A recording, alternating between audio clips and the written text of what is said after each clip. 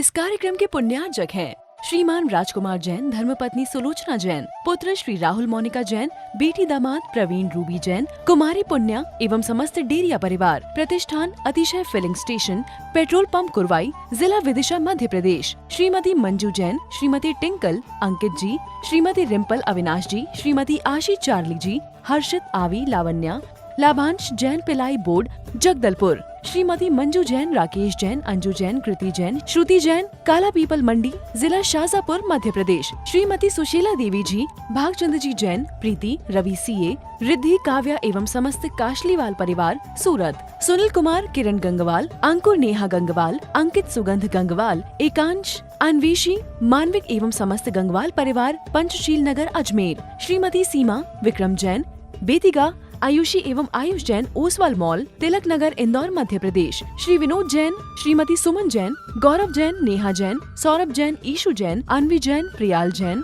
अयांश जैन, अरहत जैन, श्रीमती अनीता, सनत कुमार शिक्षक, रविंद्र, मोहन एवं रजत कुमार जी, समस्त परिवार, पठारी, विदिशा, मध्य प्रदेश।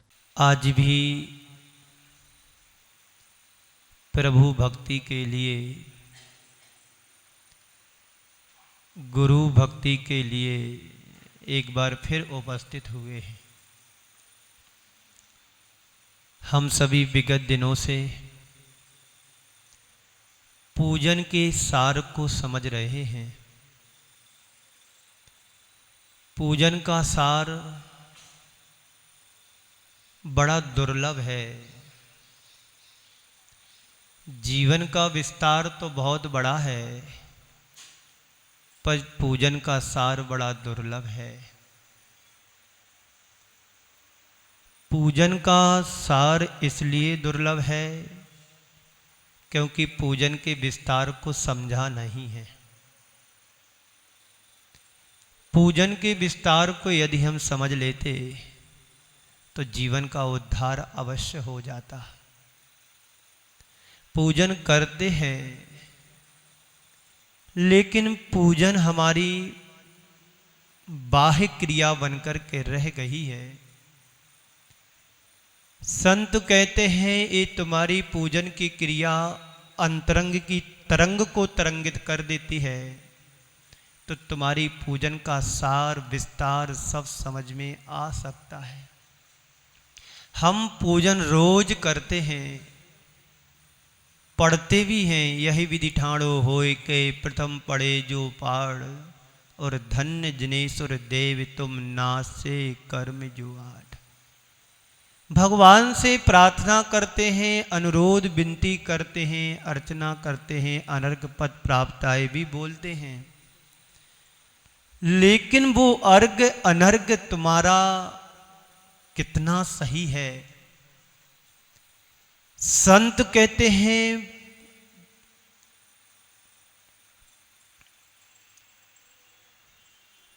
द्रव्य महत्वपूर्ण नहीं, द्रव्य के साथ जुड़े हुए तुम्हारे भावों की उत्कृष्टता महत्वपूर्ण है। तुम्हारे पास यदि उत्कृष्ट भाव है, कुछ भी ना हो तुम्हारे लिए चढ़ाने के लिए, अगर ज्वार के दाने भी तुम्हारे पास हैं,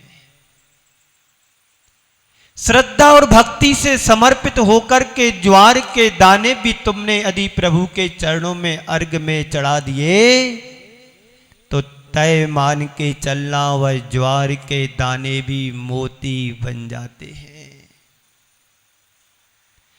बशर्ते तुम्हारा समर्पण प्रभु के प्रति अंतरंग से होना चाहिए।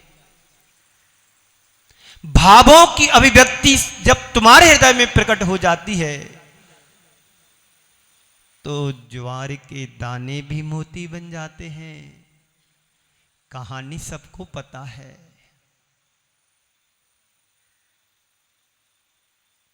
मोती बने ज्वार के दाने तो क्यों बने?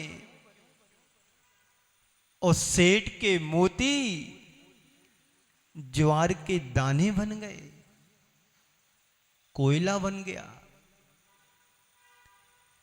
सेठ कहलाने को सेठ होता है, पर हृदय से तो वो पूरा कंजूस ही है। धनवान वो नहीं जिसके पास धन होता है, ध्यान से सुनना, धनवान वो नहीं जिसके पास धन होता है, धनवान वो है जिसके पास भाव होते हैं। पैसे वाले तो बहुत होते हैं, पर दान करने का भाव नहीं है तो धन किस काम का। इससे अच्छा तो वो गरीब है, सुखिया है कि रोज कमाता रोज खाता और प्रभु के गुणगान गाता। बात चल रही है पूजन की। कल मैंने कहा था भाव शून्य क्रिया कभी फलवान नहीं होती है। भाव यात्रा जल से फल तक पाने की हमारी चल रही है। जल हम किस लिए चढ़ाते हैं? प्रभु आप परम शीतल स्वभाव वाले हैं, आपने परम शीतलता को प्राप्त कर लिया है।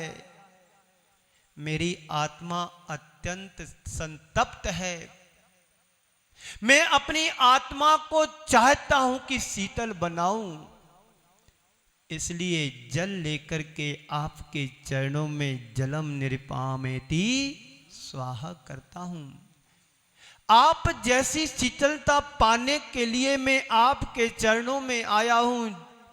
जल की तरह आपके चरणों में अर्पित हो जाऊं, इस मनोभाव से मैं जल अर्पित करता हूं। आप लोग पूजन करते हैं, जल चढ़ाते, चंदन चढ़ाते, क्या भाव रखते हैं? जल जल में है, कलश कलश में है, हाथ हाथ में है, भाव अंदर है, द्रव्य बाहर है। ऐसे ही चढ़ाते ना। बोलो, सारा जीवन जल चढ़ाते हुए पूरा बीत गया, लेकिन तुम्हारे अंदर का संताप अभी शांत क्यों नहीं हुआ? जन्म जरा मृत्यु विनाशनाय जलम निरुपामेति स्वाहा। बोलो, बोलते अभी पूजन भी कर रहे होंगे अंदर। ये मत सोच लेना कि हम भगवान के चरणों में जल चढ़ा देते हैं, जल डाल देते तो मेरे जन्म जरा बुढ़ापा चला जाएगा। नहीं, ये भाव हो कि मैं आपके चरणों में जल पूजन कर रहा हूं, जन्म जरा मृत्यु विनाश नाय के लिए, और अंत में स्वभाव को प्राप्त करूं, ये भाव होना चाहिए। चंदन, चंदन क्या है?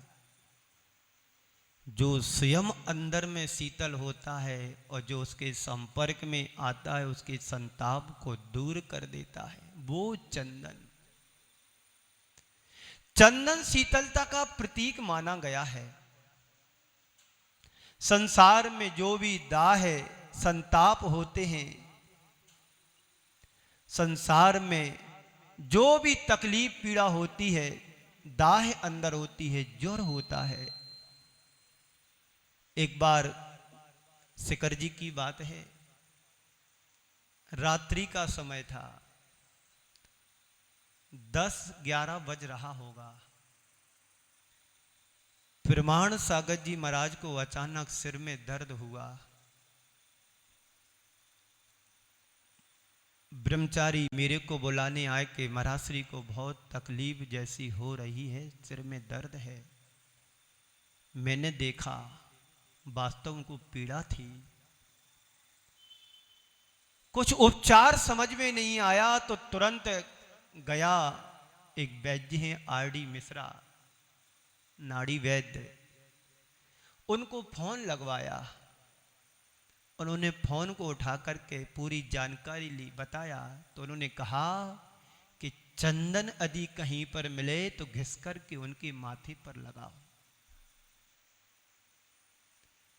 13 पंक्ति 20 पंक्ति में जहां देखा चंदन ढूंढ करके उसको लकड़ी को लाए और घिस करके बोले, कौन सा चंदन? वो रेड कलर का होता है। उस चंदन को लेकर के आए और पत्थर पर घिसा, लगाया, धीरे धीरे संताप दूर हुआ। तो कहते हैं संसार में जो भी दाह और संताप है प्राणियों के जीवन में, वे अपने शरीर में लगा करके कुछ पल के लिए शांति को पा लेते हैं। प्रभु आप परम शांति के भंडार हैं और हमारा जीवन तो अशांति का भंडार है। आपके चरणों में इसलिए चंदन चढ़ा रहा हूं कि मेरे चित्त में जो अशांति है वो शांति में बदले। आप रोज शांति धारा करते हैं, करवाते हैं कि शांति हो, सुख शांति जीवन में समृद्धि हो, स्वास्थ्य लाभ हो। क्यों? इसलिए क्योंकि हम उस ज्वाला से झुलस रहे हैं। यह चंदन मेरे मन की दाय को दूर नहीं कर पाएगा, इसलिए मैं आपके चरणों में चंदन को चढ़ा रहा हूं कि मेरे जीवन की दाह तो कुछ अंश में, कुछ पलों में दूर हो। अक्षत पर आते हैं। अक्षत क्या है? अक्षत ही तुम क्यों चढ़ाते हो? गेहूं, दाल आदि क्यों नहीं चढ़ाते? ज्वार बाजरा क्यों नहीं चढ़ाते? चावल को ही क्यों चढ़ाते हैं? अक्षत एक ऐसा अनाज है, धान्य है, जिसकी पुनः अंकुरित उत्पत्ति नहीं हो सकती है। धान को बोया जाता है, अक्षत को नहीं। धान को बोते हैं पर चावल को नहीं बोते हैं। क्यों? चावल के अंदर की जो शक्ति है, अब वो उसके अंदर शक्ति नहीं रही है। ऐसे ही प्रभु आपके चरणों में चावल चढ़ाते हैं कि मेरे जीवन जो संसार, अनंत संसार है, वो अब नष्ट हो, अब मेरा जन्म और मरण ना हो। इसलिए आपके चरणों में मुट्ठी भर चावल चढ़ाते हैं। यह हमारी शुद्ध आत्मा के स्वरूप को अभिव्यक्त करता है। धान पर जब तक आवरण रहता है, धान कभी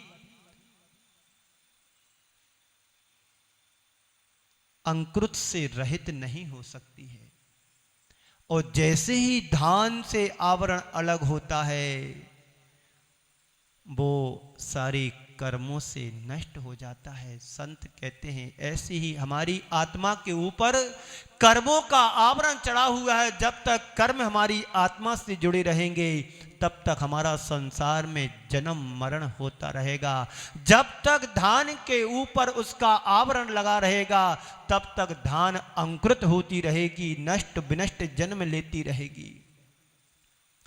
ऐसे ही हमारी आत्मा के ऊपर जब तक कर्मों का भार लगा रहेगा, कर्म जुड़े रहेंगे, तो हमारी आत्मा का जन्म मरण शरीर के साथ होता रहेगा। वैसे निश्चय में तो आत्मा का ना जन्म होता है ना मरण होता है। सारी चीजें व्यवहार में होती हैं। एक बार किसी पंडित ने गुरुदेव से पूछा कि गुरुदेव,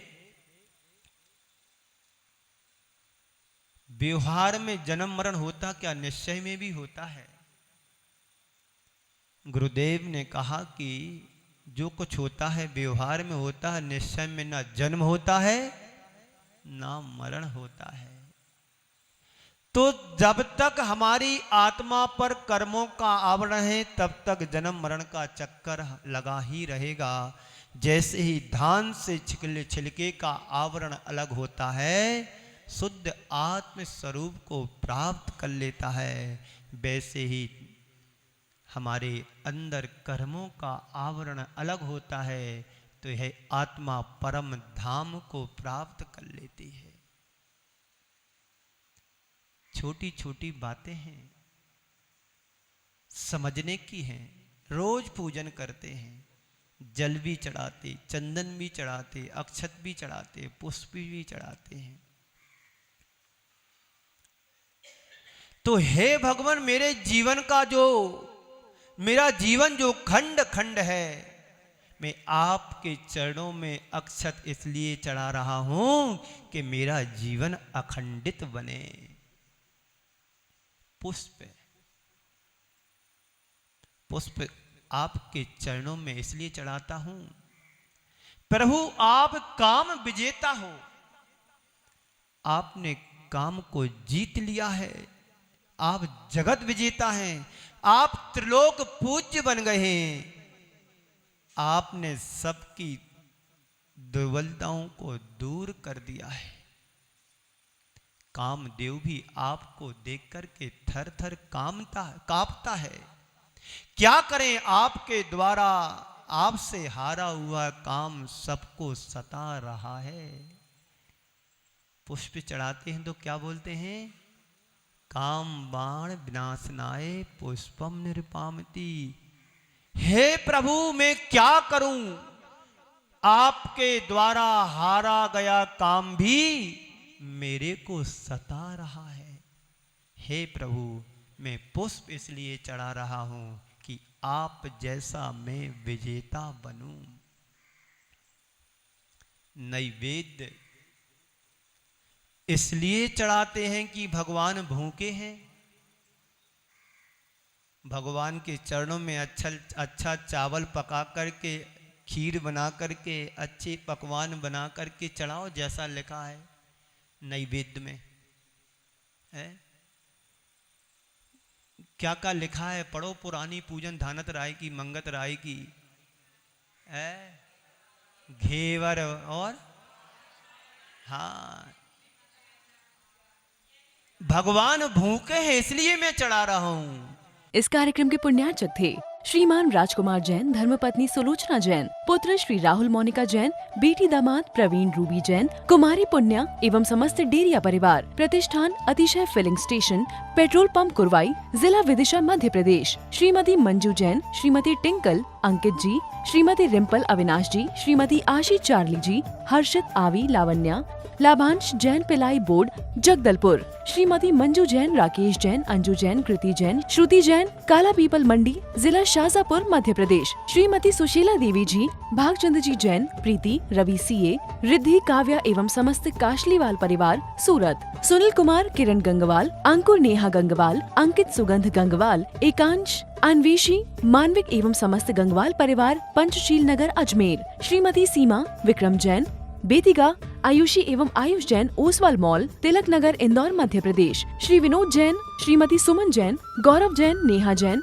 सौरभ जैन, ईशु जैन, अन्वी जैन, प्रियाल जैन, अयांश जैन, अरहत जैन, श्रीमती अनीता, सनत कुमार शिक्षक, रविंद्र मोहन एवं रजत कुमार जी, समस्त परिवार पठारी, विदिशा मध्य प्रदेश।